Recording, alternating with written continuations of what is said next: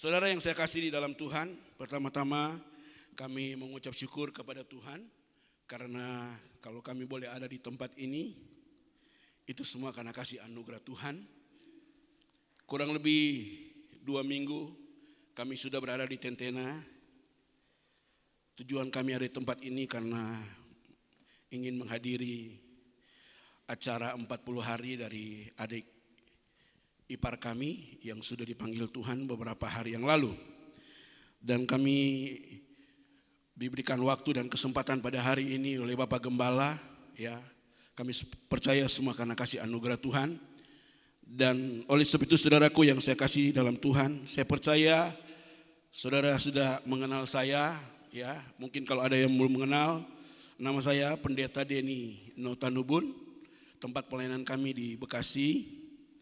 Dan Tuhan boleh mempercayakan kami kurang lebih 20 tahun kami melayani, ya, 20 tahun kami melayani di Kota Bekasi. Dan kalau sampai hari ini kami boleh bertahan, kami boleh melayani Tuhan, itu bukan karena kuat dan gagah kami, tapi karena kami percaya Tuhanlah yang menguatkan dan memampukan kami untuk melayani pekerjaan Tuhan.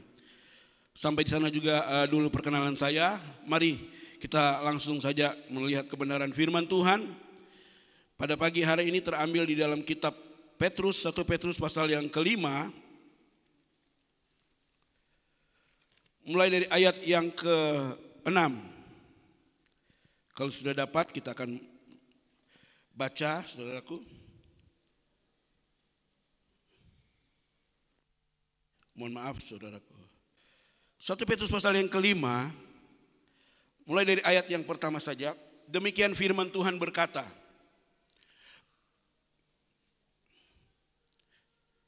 Lembaga Alkitab memberikan perikop, gembalakanlah kawanan domba Allah. Aku menasihatkan para penatua di antara kamu, aku sebagai teman penatua dan saksi penderitaan Kristus yang juga akan mendapat bagian dalam kemuliaan akan dinyatakan kelak. Ayat yang kedua. Gembalakanlah kawanan domba Allah yang ada padamu, jangan dengan paksa, tetapi dengan sukarela sesuai dengan kehendak Allah. Dan jangan karena mau mencari keuntungan, tetapi dengan pengabdian diri. Janganlah kamu berbuat seolah-olah kamu mau memerintah atas mereka yang dipercayakan kepadamu. Tetapi hendaklah kamu menjadi teladan bagi kawanan domba. Ayat yang keempat. Maka kamu apabila Gembala Agung datang, kamu akan menerima mahkota kemuliaan yang tidak dapat layu. Demikian jugalah kamu, hai orang-orang muda, tunduklah kepada orang yang tua.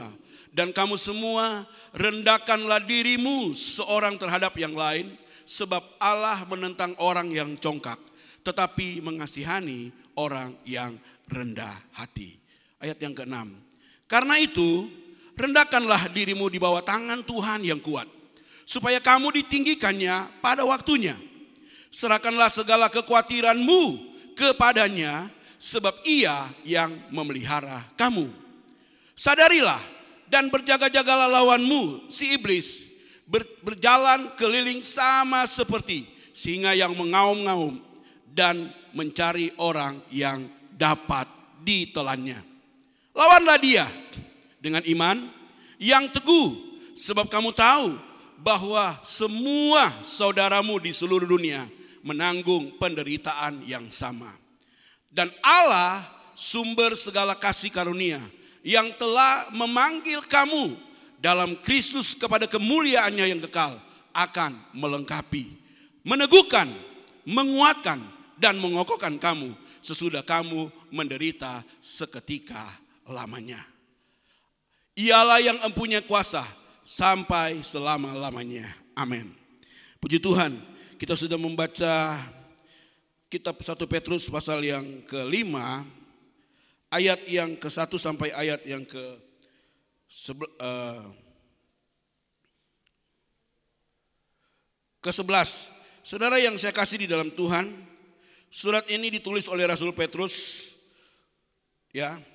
Dengan maksud utama surat ini ialah untuk menguatkan iman para pembaca atau para pendengar yang sedang mengalami tekanan atau penganiayaan atau masalah-masalah yang berat di dalam kehidupan.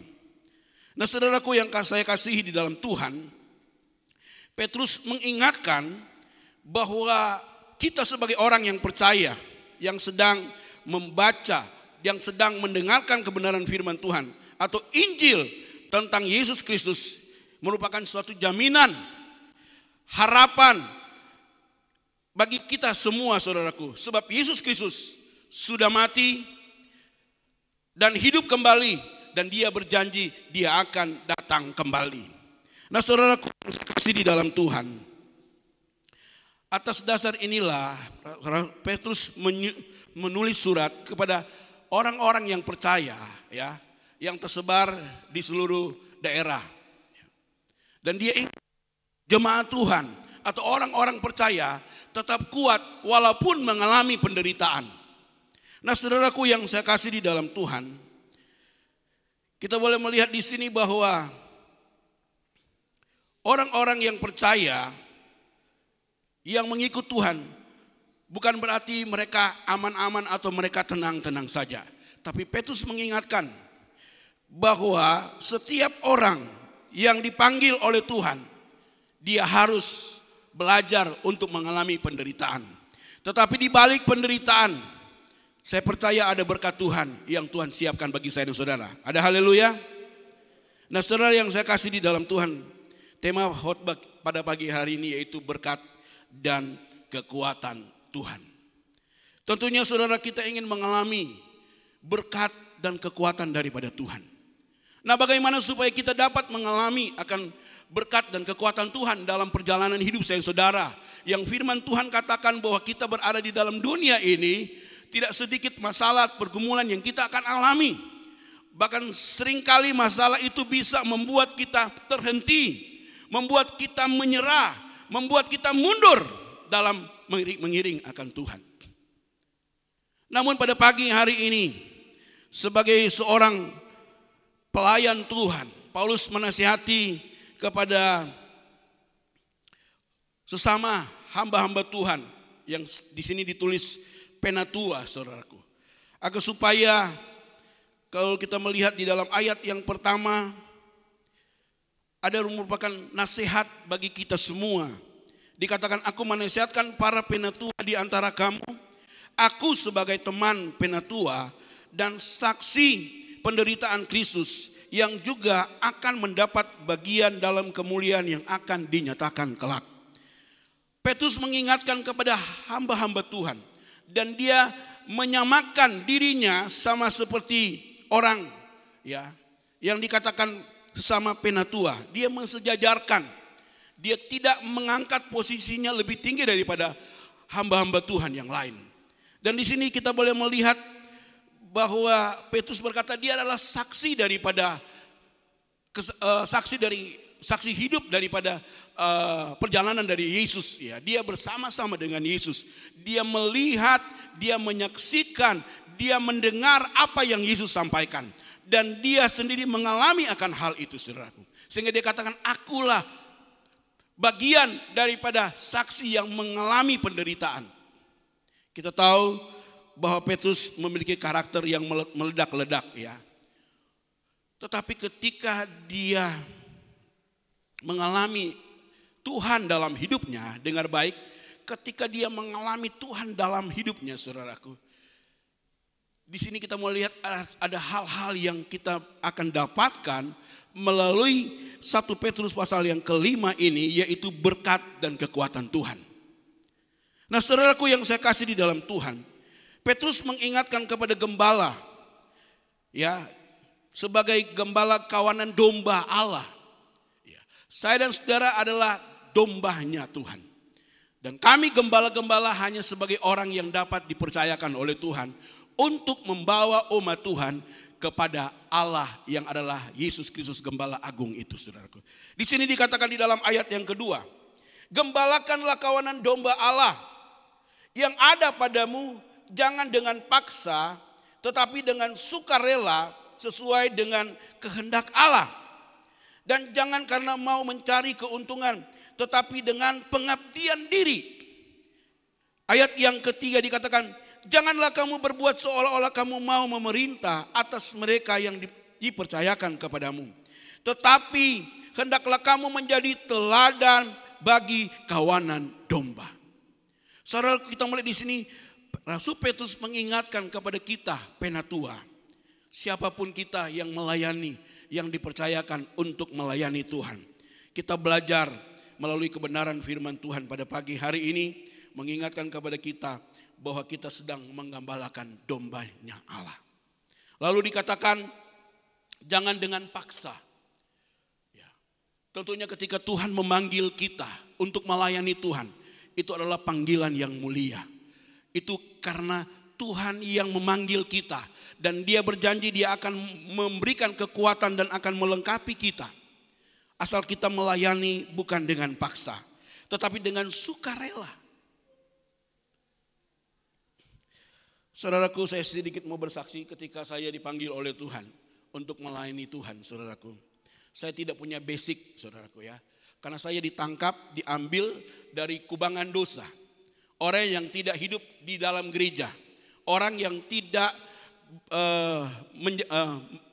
menjalani perjalanan hidup, ya, tidak selalu ada di rumah Tuhan. Ya, saya ada di luar, saudaraku. Tapi saya melihat ketika Tuhan memanggil saya katakan kepada Tuhan, Tuhan, saya tidak punya dasar pemahaman, ya. Saya tidak punya modal, ya, untuk melayani Tuhan. Tiba-tiba saya harus melayani Tuhan karena saya takut mati, saudaraku. Ya, karena saya sedang berada dalam situasi paranoid, saudaraku ya. Cemas, hidup dengan kecemasan dan lain sebagainya. Karena dulu saya terikat dengan narkotik, dengan dunia kejahatan. Saya tinggal di Jakarta. Waktu usia saya masih belasan tahun, saudaraku, saya sudah hidup.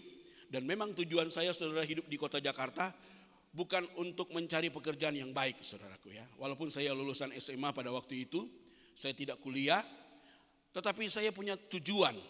Dan tujuan itu saya harus lakukan, saya harus kerjakan supaya saya bisa sampai kepada tujuan itu.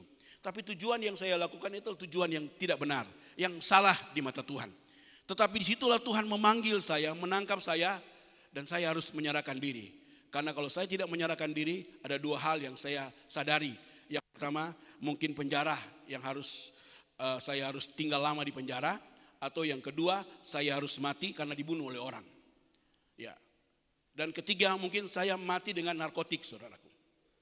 Di situ saya menyadari bahwa saya harus membutuhkan Tuhan.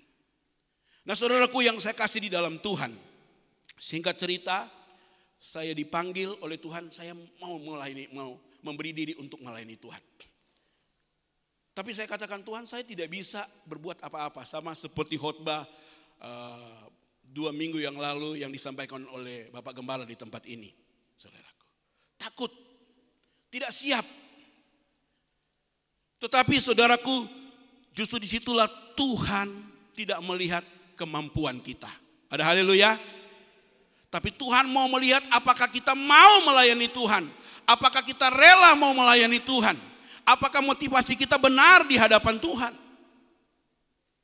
Dan Tuhan mulai memperlengkapi. Saya mulai melihat kalau jadi hamba Tuhan, ternyata saya harus belajar untuk merendahkan diri. Nah, saudaraku yang saya kasih di dalam Tuhan, berkat dan kekuatan Tuhan di dalam 1 Petrus pasal yang kelima ini, bagaimana supaya kita bisa mengalami berkat dan kekuatan Tuhan dalam hidup saya, saudara. Mari kita akan melihat poin yang kelima. Ayat yang kelima.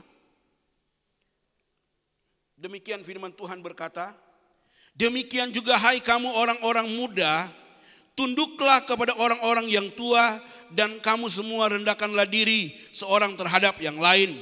Sebab Allah menentang orang yang congkak, tetapi mengasihani orang yang rendah hati. Ayat yang ke-6. Karena itu rendahkanlah dirimu di bawah tangan Tuhan yang kuat, supaya kamu ditinggikannya pada waktunya.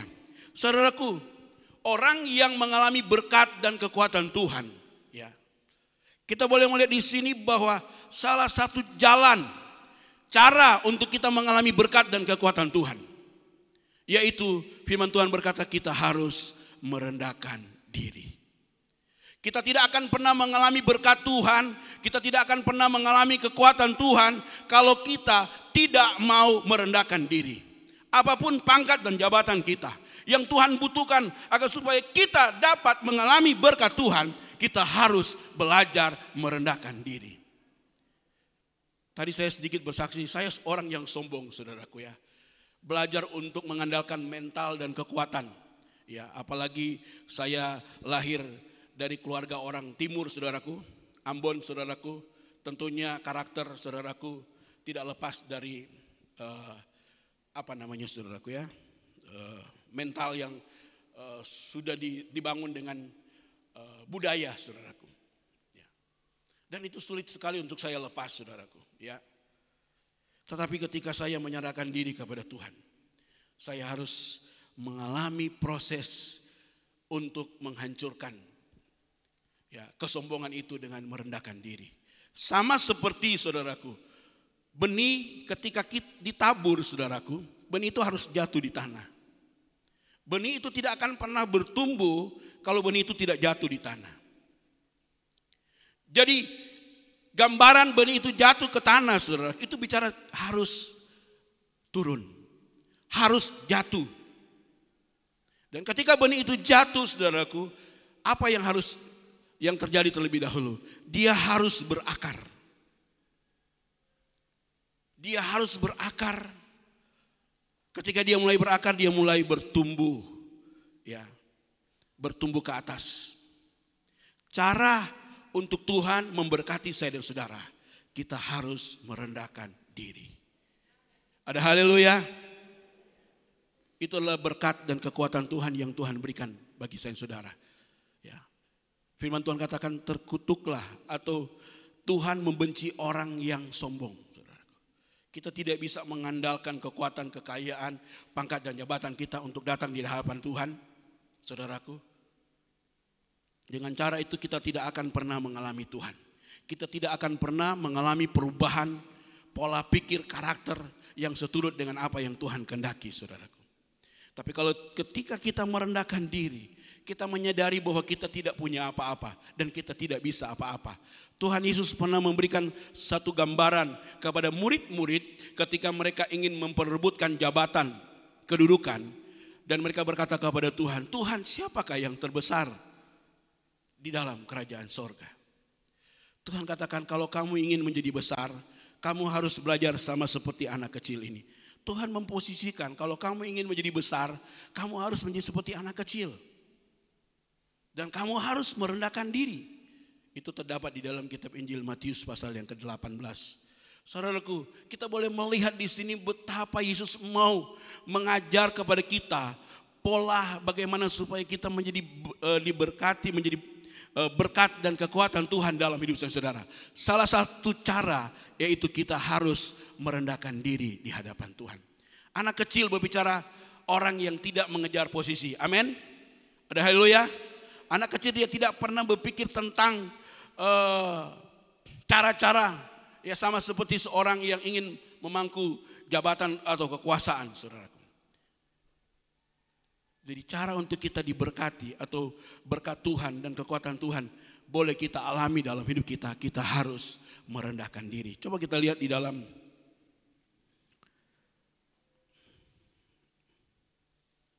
Efesus pasal yang ke-5 ayat yang ke-21.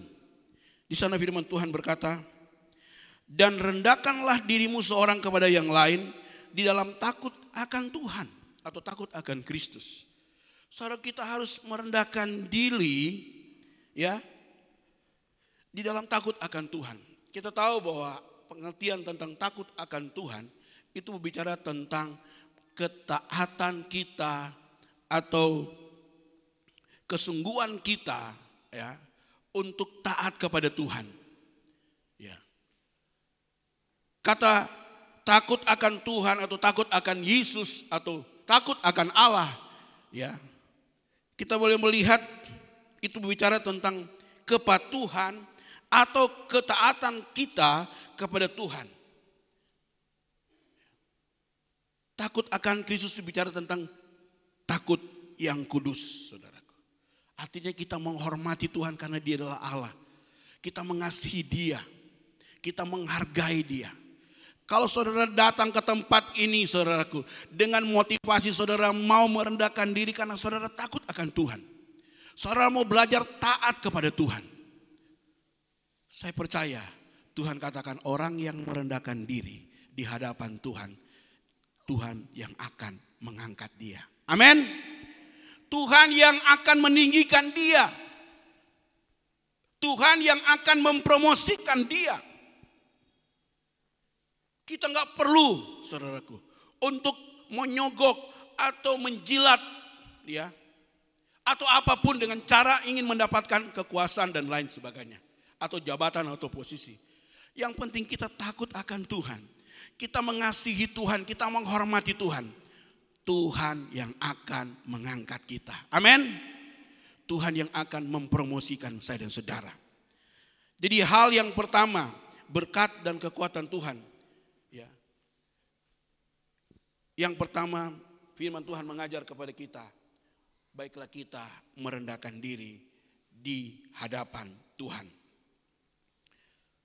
Saya ingin kita melihat di dalam kitab Matius pasal yang ke-18. Ya, yang tadi saya sudah sampaikan. Saudara perhatikan baik-baik ayat ini. Pada waktu itu datanglah murid-murid itu kepada Yesus dan bertanya, siapakah yang terbesar di dalam kerajaan surga? Maka Yesus memanggil seorang anak kecil dan menempatkannya di tengah-tengah mereka. Lalu berkata, aku berkata kepadamu, sesungguhnya jika kamu tidak bertobat dan menjadi seperti anak kecil ini, kamu tidak akan masuk ke dalam kerajaan surga. Jangan pernah mimpi kita akan masuk ke dalam kerajaan surga kalau kita tidak merendahkan diri di hadapan Tuhan dan menjadi seperti anak kecil. Anak kecil itu ya anak yang terbuka, ya. Kalau dia marah, dia tidak akan menyimpan marah. Amin. Ada haleluya. Sebentar mereka berantem, sebentar mereka kembali berteman, saudaraku. Polos. Tapi lebih daripada itu anak kecil, saudaraku, itu bicara tentang dia tidak punya kekuatan. Dia lemah, tak berdaya. Dia harus bergantung kepada orang lain. Dan Tuhan mau kita supaya kita tetap merendahkan diri dan takut akan Tuhan. Hidup di dalam ketaatan kepada Tuhan. Hidup di dalam mengasihi Tuhan, menghormati Tuhan. Kalau kita melakukan hal ini, saya percaya berkat dan kekuatan Tuhan akan menyertai hidup saudara. Tidak peduli dengan keadaan situasi. Karena Tuhan tidak terpengaruh dengan situasi dan kondisi yang ada. Saudaraku. Ada haleluya? Kita pakai begini karena aturan pemerintah, saudaraku. Ya, tetapi bukan ini yang bisa menjamin kita untuk terhindar daripada corona dan lain sebagainya, saudaraku. Ya, bukan berarti kita juga harus patuh terhadap prokes, ya, kesehatan yang disampaikan oleh pemerintah sebagai aturan, saudaraku. Tapi lebih daripada itu, mari kita mau merendahkan diri. Karena disitulah kita mendapatkan kekuatan yang datang dari Tuhan. Dari situlah berkat Tuhan itu dicurahkan dalam hidup saya, saudara. Yang kedua, hal yang kedua, ya, berkat dan kekuatan Tuhan bagi orang yang percaya kepada Tuhan. Dikatakan di dalam ayat yang selanjutnya,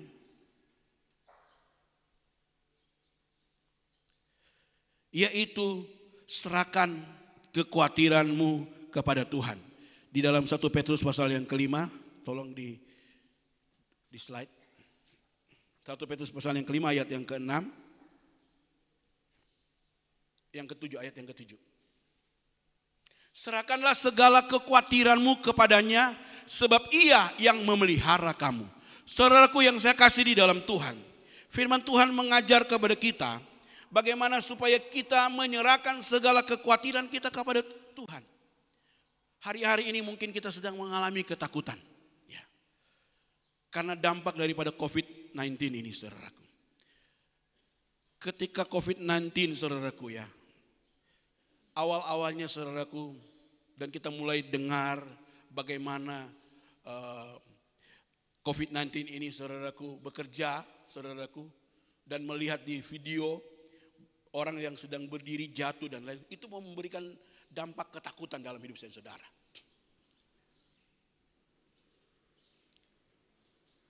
Tapi saudaraku, pada pagi hari ini firman Tuhan mengingatkan kepada kita, apapun bentuk ketakutan yang kita alami itu bukan produk dari Tuhan.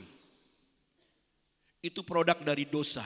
Kejadian pasal yang ketiga, ya, di sana ketika manusia mengikuti perintah daripada setan iblis, saudaraku, di Taman Eden, saudaraku, maka manusia menjadi takut, kata firman Tuhan. Dan produk ketakutan itu bukan datang dari Tuhan, tapi produk itu datang karena manusia telah jatuh di dalam dosa. Dan itu sudah menjadi bagian dalam hidup saya, saudara. Secara natural kita hidup di dalam ketakutan, kita hidup di dalam kecemasan. Tetapi pada pagi hari ini dengar baik, Tuhan berkata, serahkanlah kekhawatiranmu kepada Tuhan, karena Dia yang memelihara hidup. Apa bentuk ketakutan kita pada hari-hari ini? Ya. Kita tidak boleh hidup di dalam ketakutan. Karena Ayub berkata, apa yang engkau takutkan, itu yang akan menimpa kamu. Saudaraku, hari-hari ini banyak orang yang paranoid, saudaraku. Atau hidup dengan kecemasan, ketakutan yang berlebihan. Dan saya mengalami hal ini, saudaraku. Ya. Saudara bisa bayangkan kalau kami keluar, istri saya harus bilang, buka baju di luar, saudaraku. Bukan di luar jalan, saudaraku. Buka baju, pada masuk rumah, mesti buka baju.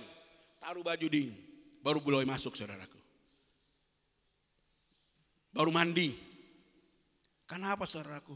Karena dampak daripada COVID-19 ini, saudaraku, menakutkan. Tapi saya mau katakan, saudaraku, sebagaimana firman Tuhan katakan, serahkanlah kekhawatiranmu kepada Tuhan, karena Dia yang pelihara hidup kita. Amin. Ada haleluya. Kalau hari ini mungkin ekonomi saudara, usaha saudara, dengan pandemik ini saudara mungkin mengalami hal yang menurun. Tapi percayalah bahwa Tuhan tidak pernah terpengaruh dengan situasi dan kondisi. Amin. Ketika anak Tuhan hidup dalam merendahkan diri dan selalu menyerahkan kekhawatiran kepada Tuhan, maka Tuhan yang akan memberikan kekuatan. Tuhan yang akan memelihara, dan Tuhan juga yang akan memerintahkan berkat itu dalam setiap kehidupan saya dan saudara. Kami mengalami hal ini, saudaraku. Saudara bisa bayangkan kalau jemaat sudah tidak datang gereja, saudaraku, ya. Apakah gembala yang harus berjemput to go collector, saudaraku? Saya percaya pada masa pandemik, saya tidak tahu kalau berkat di sini berkurang atau bertambah, Pak Gembala. Tapi secara otomatis, saudaraku, saya lihat gereja-gereja yang lain, saudaraku, saya dengar bahwa juga secara itu mereka mengalami, saudaraku, dampak daripada COVID ini. Tapi mari kita mau tetap menyerahkan itu kepada Tuhan, karena Dia yang pelihara hidup saya, saudara, hari demi hari, bulan demi bulan, tahun demi tahun. Bahkan firman Tuhan berkata, Dia yang mengawali, Dia yang mengawas kita, Dia yang memelihara kita dari awal tahun sampai akhir tahun. Dia akan mencurahkan hujan berkat bagi kita, sama seperti ketika Dia mencurahkan berkat bagi orang Israel yang percaya dan berharap kepada Tuhan. Ada hujan awal dan hujan akhir, Tuhan siapkan bagi bangsa Israel. Saya percaya orang-orang yang percaya dan hidup di dalam takut akan Tuhan, merendahkan diri dan menyerahkan segala kekhawatiran kepada Tuhan, dia tidak akan hidup di dalam kekhawatiran. Kalau kita hidup di dalam kekhawatiran, firman Tuhan berkata, orang yang khawatir tidak akan mendapat apa dari kekhawatiran. Mari kita mau berjalan di dalam Tuhan, di dalam kita harus menyerahkan. Filipi pasal yang keempat ayat yang keenam. Demikian firman Tuhan berkata, janganlah hendaknya kamu khawatir tentang apapun juga, tetapi nyatakanlah di dalam segala keinginanmu kepada Allah di dalam doa dan permohonan dengan ucapan syukur. Tuhan yang memberikan solusi bagi kita. Siapa yang tidak pernah khawatir? Tapi jangan kita hidup di dalam kekhawatiran. Kalau kita khawatir, Tuhan katakan serahkan kekhawatiran kita kepada Tuhan. Dan percayalah bahwa Dia akan memelihara hidup saudara. Ada haleluya? Tapi firman Tuhan katakan itu nyatakan di dalam doa. Kita sudah khawatir, kita tidak berdoa. Kita tidak serahkan kepada Tuhan. Jangan mimpi kita akan mengalami berkat dan kekuatan Tuhan. Tapi kita harus sertai di dalam doa. Karena di dalam doa kita dapat menemukan janji-janji Tuhan itu. Seperti firman Tuhan katakan, apa yang tidak kamu lihat, apa yang tidak pernah muncul di dalam hati, apa yang tidak kamu dengar, itulah yang disiapkan Tuhan bagi orang yang mengasihi Dia. Ya. Kita nggak perlu jadi orang Farisi, harus berdiri dan menunjukkan Tuhan saya sudah berdoa, Tuhan saya sudah berpuasa. Tapi ketika kita melakukan itu, ketika kita merespon hal itu, saudaraku, saya percaya dimanapun kita bisa berdoa. Dan kiblat kita untuk kita berdoa bukan di Yerusalem, saudaraku. Ya, saudara dengar baik, ketika Salomo membangun bait suci, dia minta kepada Tuhan, Tuhan, jika umatmu berada di tempat yang jauh, mereka tidak akan mungkin datang ke bait Allah di Yerusalem. Tapi biarlah ketika mereka berkiblat ke Yerusalem, artinya mereka mengarahkan pandangan mereka atau arah mereka ke Yerusalem, biarlah doa mereka didengar oleh Tuhan. Biarlah apa yang mereka ucapkan, apa yang mereka minta ketika mereka berdosa, Tuhan Engkau ampuni mereka. Ketika mereka tertutup jalan, Tuhan buka jalan. Tapi kita tidak lagi berkiblat ke Yerusalem. Tapi kiblat kita atau doa yang kita arahkan itu adalah kepada Yesus Tuhan. Amin. Ada haleluya. Dan kita tidak harus arahnya kemana, ke barat atau ke timur. Tidak, saudaraku. Manapun, kapanpun, bukan Coca-Cola, tapi kita harus berdoa. Karena doa itu adalah hubungan komunikasi kita dengan Tuhan. Oleh itu firman Tuhan katakan, serahkanlah kekhawatiranmu kepada Tuhan. Dan nyatakanlah itu kepada Tuhan di dalam doa sambil mengucap syukur. Kalau saudara sudah serahkan kepada Tuhan, jangan saudara ambil-ambil lagi. Saudara harus percaya bahwa apa yang kamu minta di dalam doamu kepada Tuhan, sudah serahkan khawatir. Saudara percaya bahwa saudara akan mengalami apa yang Tuhan janjikan di dalam hidup saya dan saudara. Hal yang ketiga, saya akan lanjut saja. Jadi berkat dan kekuatan Tuhan itu dapat kita alami ketika kita terus menyerahkan segala ketakutan, kekhawatiran, bentuk apapun itu, saudaraku. Kita harus serahkan kepada Tuhan. Jangan hidup di dalam kekhawatiran. Karena kekhawatiran bukan produk dari Tuhan. Ya, itu produk dosa, dan upah dosa itu adalah maut. Karena firman Tuhan katakan, akhir zaman akan ada orang-orang yang akan mati dengan ketakutan. Tapi kalau kita tetap hidup dengan Tuhan, saya teringat, saudaraku, anak Tuhan waktu kerusuhan di tempat ini, kami bersama-sama ketika dia pergi ke Jakarta, dia harus berobat ke dokter, saudaraku, karena asam lambung naik, saudaraku. Lalu kami ajak dia berdoa, puasa. Dia katakan, bro, kita tidak bisa puasa karena mesti sedikit-sedikit harus makan. Bagaimana harus berpuasa? Kita bilang tidak. Kita menyerahkan semua kepada Tuhan. Kita percayakan bahwa tidak ada pernah kita dengar orang berpuasa mati, saudaraku. Asal dia sungguh berpuasa kepada Tuhan. Tiba-tiba dia ikut kami dengan katakan hamba Tuhan. Kita berdoa di sana, saudaraku. Kita bilang, bro, kalau tidak tahan buka Jo. Kalau hidup kita menyanyi, berdoa, menyembah Tuhan, memuji Tuhan, baca Alkitab. Tiba-tiba hari pertama lolos. Hari kedua lolos. Hari ketiga lolos, saudaraku. Dia sembuh dari sakit ketakutan itu, saudaraku. Ada haleluya. Saya tidak tahu kalau orang itu ada di tempat ini, saudaraku. Tapi dia mengalami Tuhan pada waktu itu. Nah, saudaraku, hal yang ketiga. Saudara masih senang dengar firman Tuhan? Yang ketiga, firman Tuhan katakan, ayat yang ke-7. Saya akan ayat ke-7, ayat yang ke-8. Sadarlah dan berjaga-jagalah, lawanmu si iblis berjalan keliling sama seperti singa yang mengaum-ngaum dan mencari orang yang dapat ditelannya. Saudaraku, Tuhan ingatkan kepada kita, kita harus sadar dan kita harus berjaga-jaga. Kita harus berjaga-jaga di dalam apa? Tadi, di dalam doa. Orang yang berjaga-jaga di dalam doa, Tuhan yang akan melindungi dan Tuhan yang akan membagari hidupnya. Bahkan firman Tuhan katakan alam maut tidak akan menguasai umat yang dibangun di atas kebenaran firman Tuhan. Ketika kita berjaga-jaga di dalam doa, maka doa itu, saudaraku, Alkitab katakan sangat besar tanya. Kita harus berjaga-jaga di dalam doa. Karena musuh kita tadi pujian berkata bukan melawan darah dan daging, tapi kita melawan penghulu-penghulu yang ada di udara. Saudaraku, corona, kalau secara jasmani, secara lahiriah kita tidak bisa melihat dia. Dia ada di mana? Di udara, saudaraku. Ya. Maka itu kita harus pakai masker. Karena menurut dokter,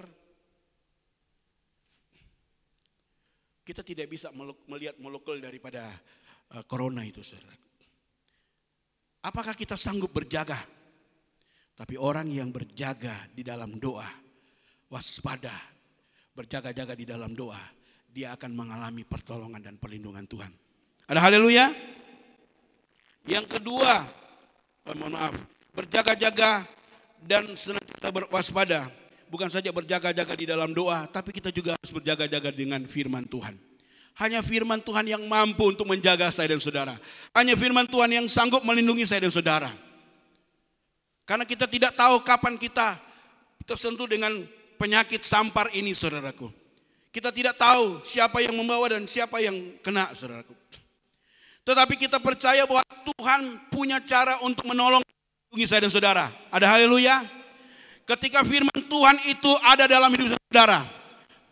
Teman-teman saya yang kena COVID, saudaraku. Salah satu pendeta Pastor Lodewijk Seerang, saudaraku. Dia bersaksi dia kena pada bulan Desember. Akhir Desember dia kena. Lalu apa yang dia lakukan, saudaraku? Dia isolasi mandiri. Lalu dia hanya berdoa memperkatakan firman Tuhan. Itu yang dia lakukan. Dia berdoa, dia serahkan segala ketakutan, segala kekhawatiran. Dia menyembah Tuhan, dia memuji Tuhan. Dan firman Tuhan berkata, ya dan amin.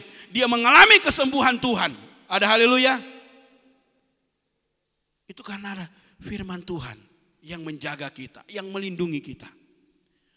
Efesus pasal yang ke-6 ayat 10 dikatakan, hendaklah kamu kuat di dalam Tuhan, di dalam kekuatannya. Supaya kamu dapat melawan tipu daya iblis. Yaitu kita harus memiliki firman Tuhan. Dan yang terakhir, saudaraku, kita harus berjaga di dalam iman, ya, kepada Tuhan. Iman kita harus kepada Tuhan Yesus Kristus. Dikatakan di dalam 1 Yohanes 5 ayat yang keempat, sebab semua yang lahir dari Allah, dengar baik, mengalahkan dunia, dan inilah kemenangan yang akan mengalahkan dunia, yaitu iman kita. Firman Tuhan katakan orang benar akan hidup oleh iman kepada iman. Kita hidup bukan karena melihat, saudaraku. Tapi firman Tuhan berkata, kita hidup karena kita percaya kepada Tuhan. Dan kalau ini ada dalam hidup kita, ketika kita merendahkan diri, ketika kita menyerahkan segala kekhawatiran kita kepada Tuhan, ketika kita berjaga, kita harus sadari bahwa musuh kita, lawan kita itu bukan orang yang mudah dikalahkan, saudaraku. dengan cara kita, dengan kekuatan kita. Tapi kita mampu mengalahkan dia sesuai dengan firman Tuhan. Bahwa ketika kita tunduk kepada Allah, kita lawan iblis, maka firman Tuhan berkata, iblis itu akan lari daripada kita. Ada haleluya? Yang paling terakhir saudaraku,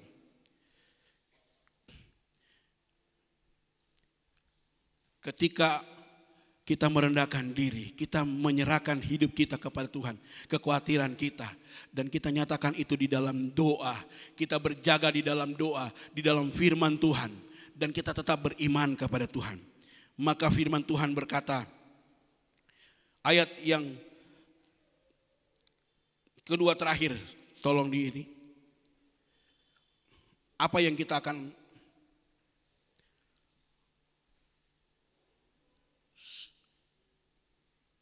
1 Petrus 5 ayat yang ke-10 kalau tidak salah. Kita lihat di sini saudaraku. Firman Tuhan katakan, dan Allah sumber segala kasih karunia yang telah memanggil kamu dalam Kristus kepada kemuliaannya yang kekal akan melengkapi, meneguhkan, menguatkan, mengokohkan kamu sesudah kamu menderita seketika lamanya. Saudaraku yang saya kasih di dalam Tuhan, ketika kita merendahkan diri, ketika kita serahkan kekhawatiran kita kepada Tuhan, ketika kita berdoa, kita berjaga-jaga di dalam doa dan firman Tuhan ada dalam hidup saudara, janji Tuhan dia adalah sumber kasih karunia. Kita hidup di dalam kasih karunia Tuhan, ya, yang telah memanggil kita dalam Kristus kepada kemuliaannya yang kekal, akan melengkapi kita, akan meneguhkan kita, akan menguatkan, mengokohkan kita sesudah kamu menderita seketika lamanya. Saya percaya badai ini pasti berlalu. Corona ini pasti berlalu. Ada haleluya? Ada haleluya? Saudara percaya? Kita harus percaya bahwa Tuhan berkata bahwa segala sesuatu ada waktunya. Segala sesuatu ada masanya. Tapi gereja harus bergerak maju. Gereja harus tetap berjalan. Saudaraku, jangan sampai kita kehilangan berkat, janji Tuhan, kekuatan Tuhan. Di mana kita bisa mendapatkan itu? Di rumah Tuhan. Firman Tuhan katakan, berbahagialah orang yang dipanggil, yang dipilih, yang disuruh mendekat kepadanya. Karena mereka akan dipuaskan oleh Tuhan. Di rumah Tuhan kita akan diperlengkapi, kita akan diteguhkan, kita akan dikuatkan, kita akan dikokohkan sesudah kita menderita seketika. Kita memang harus mengalami penderitaan, saudaraku. Artinya kita harus mengalami proses. Tapi proses itu tidak akan membodohi hasil. Orang yang mau diproses oleh Tuhan, apapun bentuk penderitaan yang saudara alami, jika saudara memiliki 3 poin tadi, saudaraku, saya percaya Tuhan tidak akan pernah meninggalkan. Amin. Tapi Tuhan akan senantiasa memberkati dan akan senantiasa memberikan kekuatan, penghiburan bagi saudara. Tuhan Yesus memberkati kita semua. Sejemput kita bangkit berdiri bersama-sama. Kita harus percaya bahwa proses adalah cara Tuhan untuk senantiasa melatih kita, untuk senantiasa mendidik kita, sehingga kita benar-benar menjadi pribadi yang kuat, dewasa dalam merespon sesuatu masalah, dan proses pasti tidak akan membodohi hasil, asal kita tidak tawar hati.